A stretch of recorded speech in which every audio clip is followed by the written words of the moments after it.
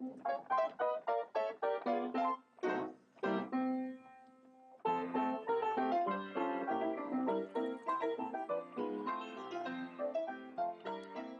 Gilded Age spanned from the 1870s to the early 1900s.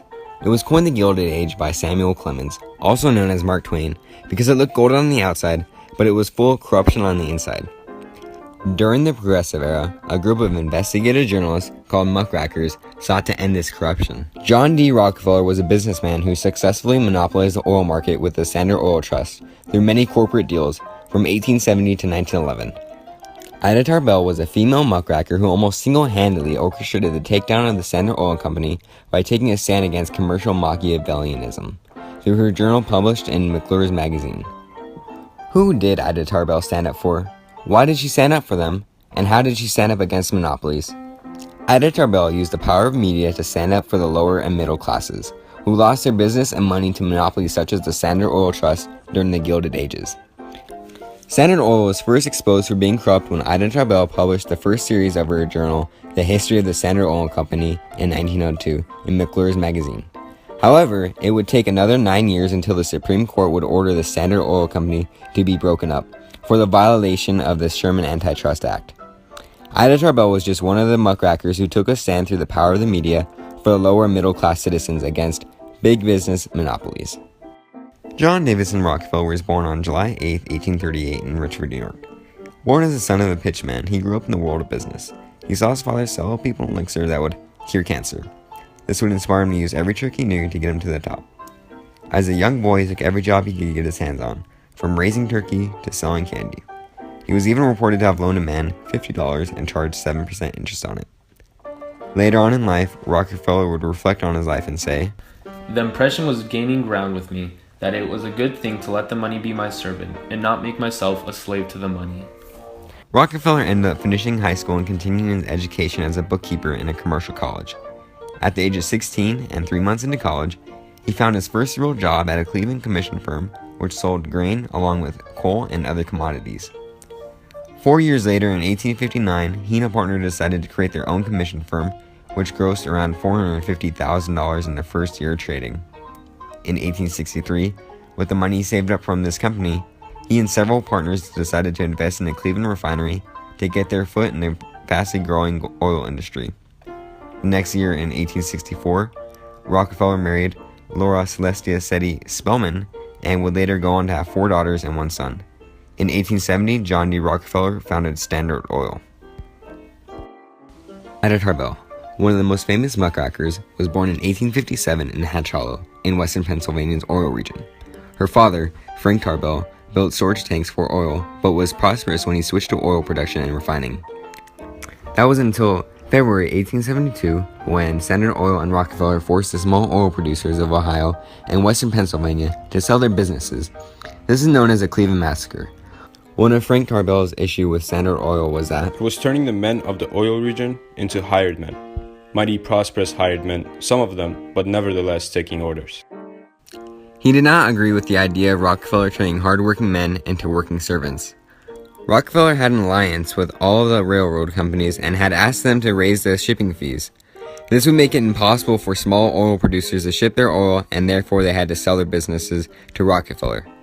This lasted for 6 weeks until March 1872. Frank Tarbell stood up against Rockefeller but could barely make a living. This made Ida Tarbell's childhood really rough, which became an inspiration for her later writings. During her earlier years, Ida Tarbell went on to study biology at Allegheny College in Medville, a college who only accepted 19 different women over the course of 6 years. Then she found that her interests were not in how the natural world worked. She was more interested in writing. She went on to pursue her career as a writer. With this career, she stood up for the poor against Rockefeller using media. A monopoly is defined as the exclusive possession or control of the supply or trade in a commodity or service. Rockefeller was able to gain an exclusive control of the oil market with his company, Standard Oil, which resulted in a monopoly that took over America. He iron-handedly ruined competitors by cutting prices until his victim went bankrupt or sold out, whereupon higher prices would be likely to return. In 1899, Rockefeller was able to corner 90% of the Standard Oil Company and was branded the Industrial Octopus. When asked about how he was able to become so successful, Rockefeller responded with, I ascribe the success of Standard to its policy to make the volume of its business large through the merit and cheapness of its products. It has spared no expenses in finding and utilizing the best and cheapest methods to manufacture. It has sought for the best superintendents and workmen and paid the best. It has not hesitated to sacrifice old machinery and plants for new and better ones. It has placed its manufactories where they could supply. At the least expense, it has sought markets for its principal products, for all byproducts, sparing no expense in introducing them. It has not hesitated to invest millions of dollars in methods of cheapening the gathering and distribution. It has erected tank stations to cheapen storage and delivery. It has spared no expense in forcing its products into the market of the world. It has had faith in American oil and has brought together millions of money for the purpose of making it what it is. Between the years of 1890 and 1915, antitrust legislation laws were passed under the Harrison and Wilson administrations in order to restrict trusts from monopolizing a market. In Ida Tarbell's autobiography, All in a Day's Work, she reflected on one secret deal that Rockefeller had made with Congress. Roosevelt soon learned something of what was going on. It is not certain how much, and when he saw his measure in danger, he gave out the statement that John D. Rockefeller had wired his friends in the Senate. We are opposed to any antitrust legislation. It must be stopped. The last thing in the world that John D. Rockefeller would have done was to send such a telegram to anybody.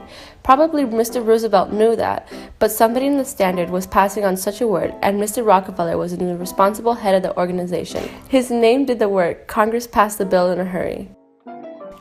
November 1902 marked the first publication of Ida Tarbell's relentless 19-part series on Standard Oil and John Rockefeller in McClure's magazine. In this series, she took a stand against Standard Oil by exposing secret deals and the unethical tactics that Rockefeller used for success. She would turn this 19-part series into a book called The History of Standard Oil, which was published in 1904. A few refiners outside the region concocted a marvelous scheme which they had the persuasive power to put over the railroads. A big scheme by those in the ring would be able to ship Crusade and refine oil more cheaply than anybody outside. Those in the South Improvement Company, as the masterpiece was called, were to be rewarded for shipping, and not those in to be doubly penalized. The result of this directly affected Ida Tarbell's life. She described this as a blow between the eyes to the town she lived in. The town was self-dependent in all but transportation, and locally and through the pipelines, it was dependent on the railroads for carrying of its crude oil to outside refining points, and for shipping of both crude and refined to the seaboard. This allowed the man who produced the oil to be able to set the price of the crude and refined oil.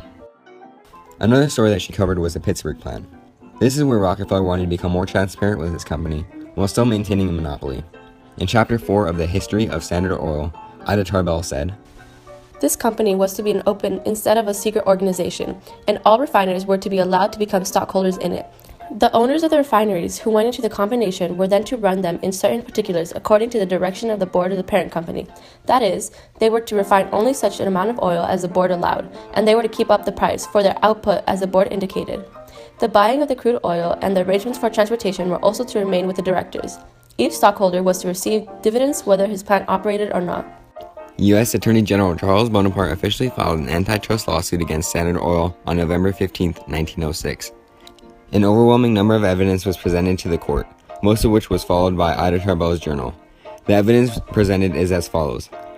Standard Oil's conspiracy with railroads for preferential treatment, manipulating wholesale and retail prices, spying on competitors, and establishing subsidiaries under false pretenses. The Supreme Court ruled to break up Standard Oil into 34 different companies in 1911.